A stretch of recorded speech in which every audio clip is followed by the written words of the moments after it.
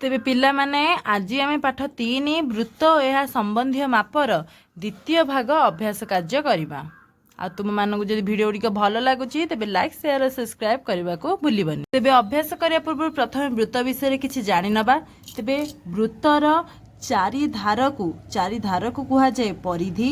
वृत्तर मझिरे थिबा बिंदु को कह जाउची केंद्र बिंदु और वृत्तर केंद्र बिंदु ठारू परिधि की जोग करथुवा रेखाखंड कह जाए व्यासार्ध और उभय परिधि की केंद्र बिंदु मध्य देई उभय परिधि की जोग करथुवा रेखाखंड कह जाउची व्यास। तेबे मन रख वृत्तर व्यास व्यासार्धर 2 गुण। वृत्तर जो व्यासटा या व्यासार्धर 2 गुण कारण दीटा व्यासार्ध हेले जाइकी गोटे व्यास होता है। सेमती वृत्तर व्यासार्ध व्यासर अधा। वृत्तर व्यासार्धटा व्यासर कौन अधा कारण केंद्र बिंदु परिधि को जोग करता रेखाखंड कौन हो व्यासार्ध। तेणु देख ए केंद्र बिंदु ए परिधि कर गोटे व्यासार्ध ए केंद्र बिंदु एपट परिधि जोग कर गोटे व्यासार्ध तेणु मिसिकी कौन है व्यास। तेणु व्यासार्धर 2 गुण हूँ व्यास आउ व्यासार्धटा व्यासर अधा।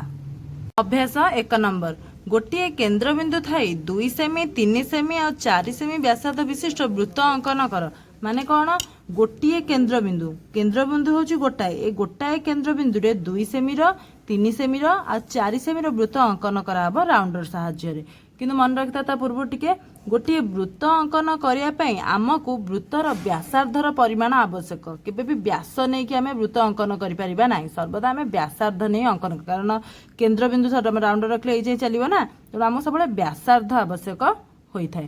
तेणु देख कौन बेठी कौन कही गोटे बिंदु थाई 2 सेमी 3 सेमी 4 सेमी व्यासार्ध वृत्त अंकन कर। तेणु प्रथमे राउंडर रे पेंसिल पुरे दब जमती राउंडर मुन और पेंसिल मुन सामान सामान रही। स्केल राउंडर गोटे मुन स्केल 0 पॉइंट रखिबो आउ गोटे मुन जमती केते सेमी प्रथमे कहि 2 सेमी तेणु पेंसिल आउ गोटे मुन जमती जाइकी 2 सेमी ऊपर रहइबो। तापर राउंडर को ए केंद्र बिंदु ऊपर रखिदो राउंडर मुन को ए केंद्र बिंदु ऊपर रखिकी गोटे 2 सेमी वृत्तटी अंकन करी दब। दे सारा पर केते कहि 3 सेमी पुणी राउंडर मुन को स्केल रखिबो 0 पॉइंट रे आउ गोटे जमती पेंसिल मुनटा रहिबो 3 सेमी ऊपर रखिकी तापर एठी राउंडर मुन एठी रखिबो रखिकी आउ गोटे 3 सेमी वृत्त अंकन करी दब। तापर पुणी केते कहि 4 सेमी राउंडर मुन को पुणी थरे स्केल 0 पॉइंट रखिबो पेंसिल मुन केते रहइबो 4 पॉइंट रहइबो रही सारा पर पुणी राउंडर मुन को केंद्र बिंदु रखिकी 4 सेमी गोटे वृत्तटी अंकन करी दब। हेगला आमर 2 सेमी 3 सेमी आउ 4 सेमी वृत्त। 2 नंबर कौन कही देख पाखरे थिबा वृत्त उपर एपरि भावे 7टी बिंदु निय जेपरि मात्र 2टी व्यास अंकन हबो आ 7टी व्यासार्ध अंकन होई पारिबो और से व्यास और व्यासार्ध गुड़िक नाम लेख। देख पाखे जो वृत्तटा अच्छी तार मझ केंद्र बिंदु दे देछि केंद्र बिंदु तार ना दे देछि क केंद्र बिंदु तेबे केते कहिछि 2टी व्यास कहिछि 2टी व्यास कहले कौन व्यास कहले कौन उभय परिधि को केंद्र बिंदु मध्य देकी छेद कर रेखाखंड कौन कह व्यास। तेणु प्रथमे देख 2टा व्यास अंकन करदेबा आम 2टा व्यास अंकन करदेला आमको सहज हम।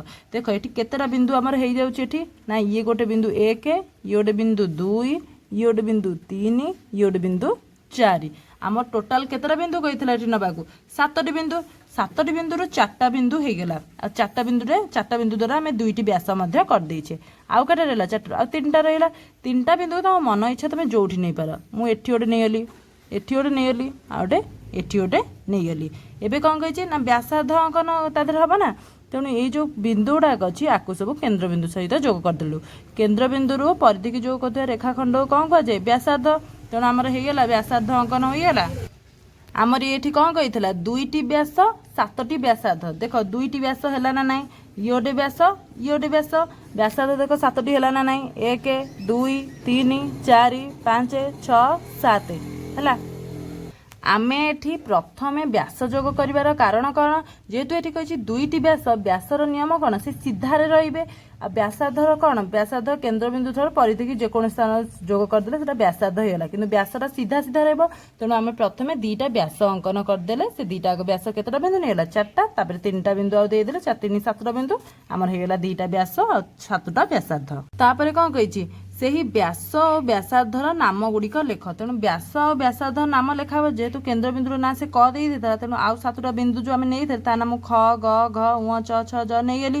ଏବେ ବ୍ୟାସ ଆଉ ବ୍ୟାସାର୍ଦ୍ଧର ନାମ ଲେଖିବା। ତେବେ ବ୍ୟାସ କୋଉ ଦିଟା ଆମେ ନେଇଥିଲେ এইটা গোटे नहीं आउ এইটা गोटे नहीं ए व्यासर आरंभ एटी कौन लिखाई ज शेष कौन लिखाई घ तेणु ए व्यासर ना कौन ज घ लिखिपर बा घ ज भी लिखिपर सेमती ए व्यासर आरंभ एटी कौन लिखाई ख शेष कौन लिखाई च तेणु ख च लिखिपर च ख भी लिखिपर तेणु मुझे लिखिदे व्यास ना ख च और ज घ तापर व्यासार्ध दुईटा व्यास आम तो व्यासार्ध 7टा व्यासार्ध ना लिखाब व्यासार्ध कौन केन्द्रबिंदु परिधि की जो कौन रेखाखंड को व्यासार्ध कर तेणु देख केन्द्रबिंदु ना कौन क तेणु क ख व्यासार्ध क ग व्यासार्ध क घ व्यासार्ध क उ व्यासार्ध क च व्यासार्ध क छ व्यासार्ध क ज व्यासार्ध ହେଇଗଲା ଆମର ଦୁଇଟା ବ୍ୟାସର ନାମ ଆଉ 7ଟା ବ୍ୟାସାର୍ଧର ନାମ। ତାପରେ ଦେଖ 3 ନମ୍ବରରେ କ'ଣ କହିଛି ଚିତ୍ରରେ ଏକମ ବୃତ୍ତର ବ୍ୟାସାର୍ଧ କିଏ ଆଉ ଦ୍ୱିତୀୟ ଖରେ କହିଛି ଦ୍ୱିତୀୟ ବୃତ୍ତର ବ୍ୟାସାର୍ଧ କିଏ। ତାହେଲେ ଚିତ୍ରରେ ଦେଖ ଏଠି ଗୋଟେ ଏଇଟା ହେଉଛି ପ୍ରଥମଟା ହେଉଛି ଏଇଟା ଏକମ ବୃତ୍ତ ଏଇଟା ହେଉଛି ଦ୍ୱିତୀୟ ବୃତ୍ତ। ଦେଖ ଏଠି କ'ଣ କହିଛି ଏକମ ବୃତ୍ତର ବ୍ୟାସାର୍ଧ କିଏ ବ୍ୟାସାର୍ଧ କାହାକୁ କୁହାଯାଏ କେନ୍ଦ୍ରବିନ୍ଦୁରୁ ପରିଧିକି ଯୋଗ କରୁଥିବା ରେଖାଖଣ୍ଡକୁ ବ୍ୟାସାର୍ଧ କୁହାଯାଏ। ତେବେ ଏକମ ବୃତ୍ତର କେନ୍ଦ୍ରବିନ୍ଦୁ ଦେଖ କେନ୍ଦ୍ରବିନ୍ଦୁର ନାଁ କ'ଣ च आर परिधि कौटा यहाँ हूँ परिधि देख आ परिधिटा कौट अच्छी देख ये देख तार परिधि देख केन्द्रबिंदु ठारू ए परिधि की जोग कटा रेखाखंड कौन कह केन्द्रबिंदु लिखाई च परिधि ए बिंदु के लिखाई झ तेणु यार व्यासार्धर ना कौन है च झ व्यासार्ध च झ व्यासार्ध। तबे द्वितीय वृत्तर व्यासार्ध किए सेमती केन्द्रबिंदु परिधि जोग कटा रेखाखंड व्यासार्ध को देख द्वितीय वृत्तर केन्द्रबिंदु किए च यार परिधि कौटा देख देख ये कौट आना ये आ परिधि पाखे कौन लिखाई ज तेणु यार केन्द्रबिंदु लिखाई छ परिधि लिखाई ज तेणु यार व्यासार्धर ना कौन छ ज व्यासार्ध। तेबे पिला माने तुम मानू जदि वीडियोटी भल लगी तेबे लाइक शेयर और सब्सक्राइब करने को भूलिबा नहीं।